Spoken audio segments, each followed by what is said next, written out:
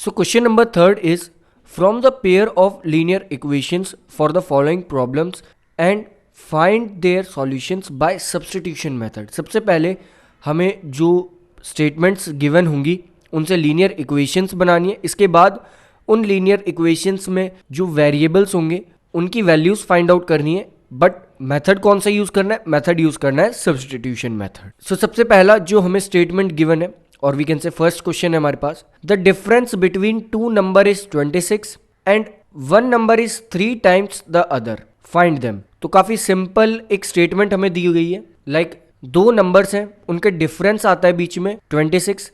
Late हम assume कर लेते हैं जो बड़े वाला नंबर है वो x है एंड जो स्मॉलर नंबर है वो है y।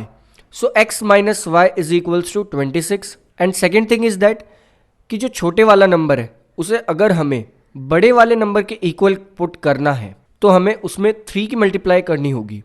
So we can say 3y is equals to x। पहली इक्वेशन हमारे पास आ गई x minus y is equals to 26 and दूसरी इक्वेशन आ गई हमारे पास 3y is equals to x। So यहाँ पे हमें x की वैल्यू मिल चुकी है, x की वैल्यू है 3y के इक्वल। सो हम इसी वैल्यू को नेक्स्ट इक्वेशन में पुट कर देंगे, तो वो इक्वेशन हो जाएगी 3y minus y is equals to 26, that is 2y is equals to 26। तो y की वैल्यू आ जाएगी 13, यानी कि जो छोटे वाला नंबर है वो है 13। इसके बाद हम y की वैल्यू को किसी भी एक इक्वेशन में पुट करके x की वैल्यू फाइंड कर लेंगे। लाइक हमने लिखा x is equals to 3y, तो 3 multiplied by 13 is equals to x, that is x is equals to 39। So substitution method का हम कुछ इस तरह से यूज करके x और y की वैल्यू फाइंड आउट करेंगे। नेक्स्ट, सो सेकंड क्वेश्चन हमें गिवन है, the larger of two supplementary angles exceeds the smaller by 18 degree, find them. So यहाँ पे भी हमें पता है एक एंगल बड़ा होगा और एक एंगल छोटा होगा। सो लार्जर एंगल को हम मान लेते हैं x और स्मॉलर एंगल को हम मान लेते हैं y। हमें पता है कि जो भी सप्लीमेंट्री एंगल्स होते हैं और उनका सम आता है, दोनों एंगल्स को जो हम सम करते हैं वो आता है 180 डिग्री। सो हम कह सकते हैं x प्लस वाई हो जाएगा 180 के इक्वल। इसके बाद ये कहा गया है क्वेश्चन के अकॉर्डिंग कि जो बड़े वाला एंगल है उसमें से हम छोटे वाले एंगल को सब्ट्रैक्ट करें तो 18 डिग्री आता है। So we can say x minus y is equal to 18। So we can clearly see हमारे पास दो इक्वेशंस बन चुकी हैं। फर्स्ट है x plus y is equals to 180 and x minus y is equals to 18। So यहाँ से हम सब्स्टिट्यूशन मेथड का यूज करके x की एक वैल्यू पुट कर देंगे। लाइक x की वैल्यू हो जाएगी 180 माइनस वाई और इस वैल्यू को नेक्स्ट इक्वेशन में पुट कर देंगे। दैट इज अब हमारे पास आएगा 180 degree minus y is equals to 18। So we can say 180 minus 2y is equals to 18। अब हम 18 को लेफ्ट साइड शिफ्ट कर देंगे और माइनस 2y को राइट साइड शिफ्ट कर देंगे। सो हमारे पास आ जाएगा 180 minus 18 is equals to 2y, that is 2y is equals to 162 degree. So y is equals to 81 degree. y हमारे पास आ गया 81 डिग्री। सो y की वैल्यू को हम किसी भी इक्वेशन में पुट करके अब x की वैल्यू फाइंड आउट कर लेंगे। लाइक हमें x की वैल्यू पता थी, x था इक्वल 180 माइनस y के, तो x हो जाएगा 180 minus 81, that is x is equals to 99 degree. So substitution method का यूज करके यहाँ भी हमने x और y की वैल्यू को फाइंड कर लिया। Third question is, the coach of a cricket team buys 7 bats and 6 balls of rupees 3,800. Later, she buys 3 bats and 5 balls for rupees 1,750. Find the cost of each bat and ball. हमें यहाँ पे given है कि एक coach ने सबसे पहले 7 bats और 6 बॉल्स एक साथ खरीदे और उनके लिए वो पे करके आए 3,800। इसके बाद उन्होंने 3 बैट्स और 5 बॉल्स खरीदे हैं, इसके लिए वो पे करके आए हैं 1,750। और हमें हर एक बैट और बॉल के कॉस्ट प्राइस को फाइंड करना है, लेकिन मेथड कौन सा यूज करना है? That is substitution method. So हमारे पास दो इक्वेशन हो जाएंगी। लाइक सबसे पहले हम बैट्स के प्राइस को रिप्रेजेंट करेंगे x से एंड बॉल्स के प्राइस को रिप्रेजेंट करेंगे y से। तो पहली इक्वेशन हमारे पास हो जाएगी 7x plus 6y is equals to 3,800 and second equation हमारे पास आ जाएगी 3x plus 5y is equals to 1750। So अब हम पहली इक्वेशन में इस बार y की वैल्यू को सब्स्टिट्यूट करके देखते हैं कि क्या हमारा आंसर आ पाता है, क्योंकि अब तक हम x की वैल्यूज को ही सब्स्टिट्यूट करके देखते आए हैं। तो जब हम y की वैल्यू को पुट करेंगे पहली इक्वेशन के अकॉर्डिंग तो वो आएगी सबसे पहले 6y is equals to 3800 minus 7x। इसके बाद y is equals to 3800 minus 7x upon 6। So हमने y की कुछ वैल्यू यहाँ पे फाइंड करी है। इसके बाद हम इस वैल्यू को y की वैल्यू को नेक्स्ट इक्वेशन में पुट कर देंगे, तो वो इक्वेशन बन जाएगी कुछ इस तरह से।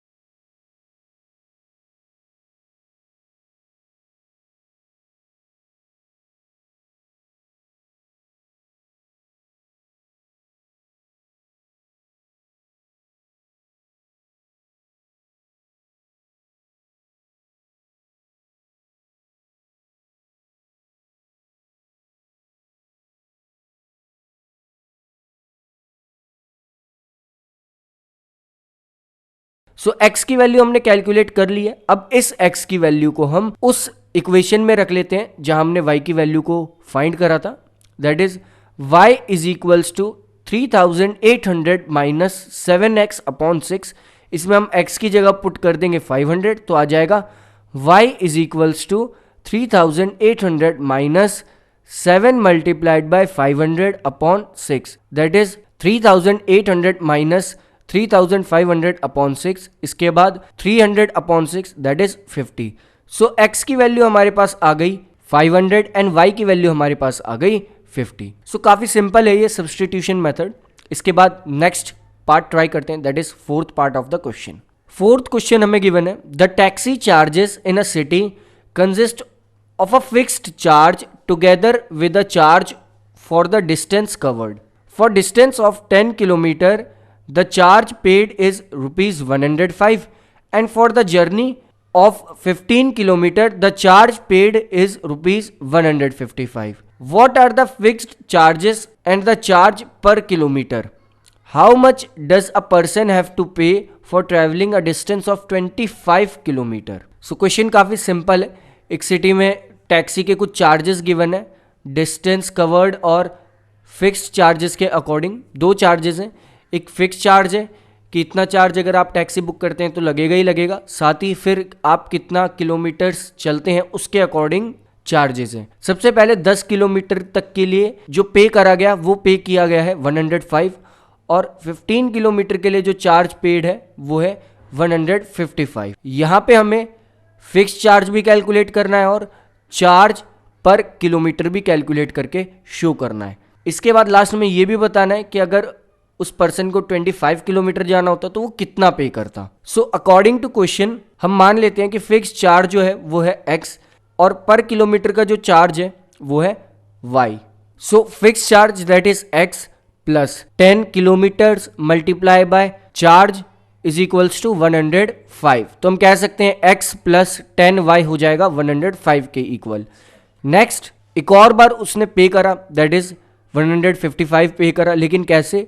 Fix charge plus 15 multiplied by travelling charge.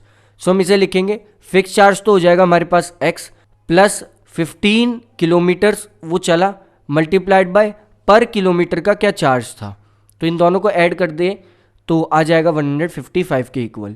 तो दो इक्वेशन हमारे पास आ जाएंगी, x plus 10y is equals to 105 and दूसरी इक्वेशन आ जाएगी हमारे पास x plus 15y is equals to 155।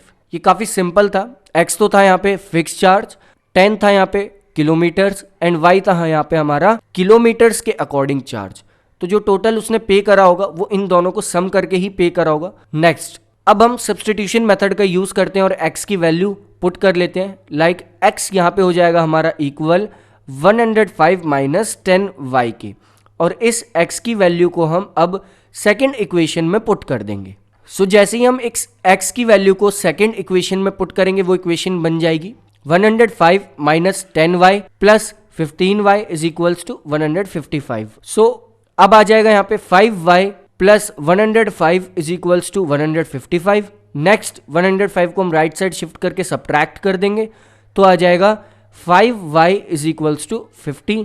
So y is equals to 10। y की वैल्यू हमारे पास यहाँ आ गई 10। अब इस y की वैल्यू को हम उस इक्वेशन में पुट कर देंगे जहां हमने x की वैल्यू को फाइंड करा था, that is x is equals to 105 minus 10y।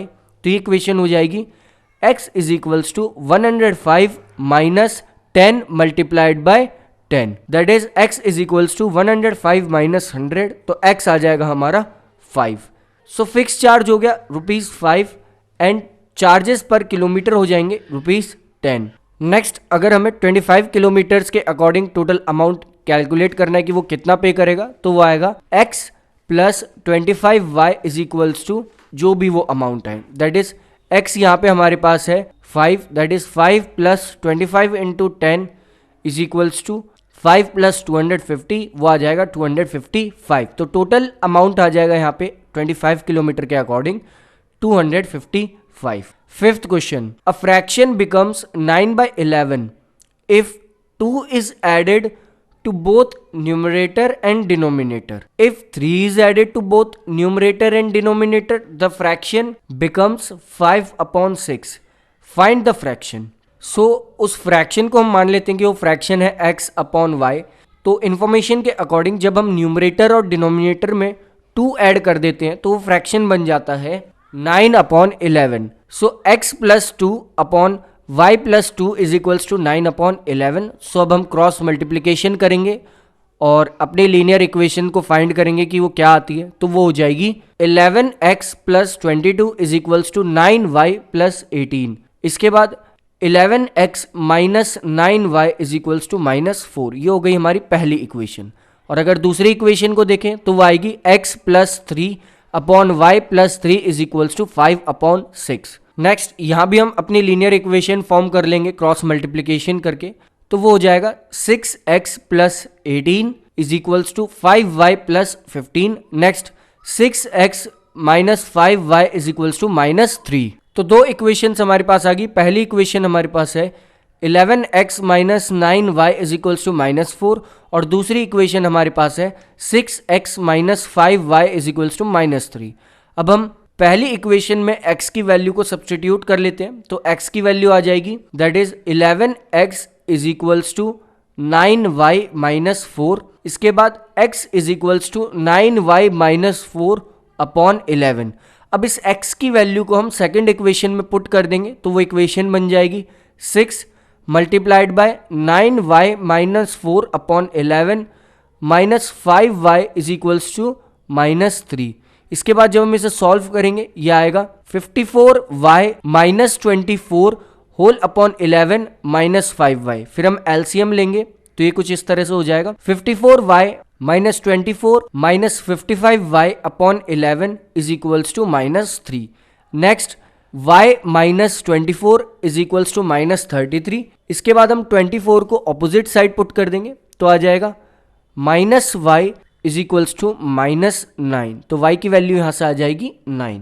इसके बाद हम y की वैल्यू को उस x की इक्वेशन में पुट कर देंगे जहां हमने x की वैल्यू y के रिस्पेक्ट में बताई थी, तो वो हो जाएगी x is equals to 9 multiplied by 9 minus 4 upon 11, that is x is equals to 81 minus 4 upon 11 आएगा। x is equals to 77 upon 11, so x is equals to 7। So x आ गया हमारा 7 एंड y आ गया 9, तो वो फ्रैक्शन हो जाएगा 7 upon 9। Last question जो गिवन है वो है हमारे पास that is 6th 5 year hence the age of Jacob will be 3 times that of his son. Full stop. 5 years ago Jacob's age was 7 times that of his son. What are their present ages? So पहले statement में ये given है कि आज से 5 साल बाद Jacob और उसकी सन के बीच में एज का क्या रिलेशन होगा, वो होगा जैकब अपने सन से 3 गुना ज़्यादा बड़ा होगा। लेकिन आज से 5 साल पहले जैकब और उसके सन के एज में क्या रिलेशन था, वो ये था कि जैकब अपने बेटे से दैट इज सन से 7 गुना बड़ा था।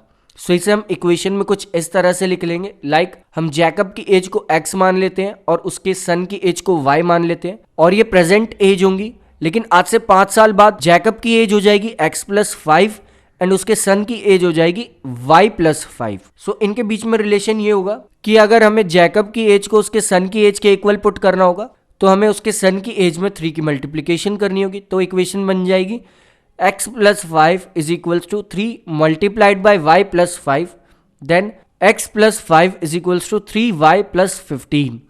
सो x minus 3y is equals to 10 हमारे पास आ जाएगा जब हम इस इक्वेशन को सॉल्व करेंगे।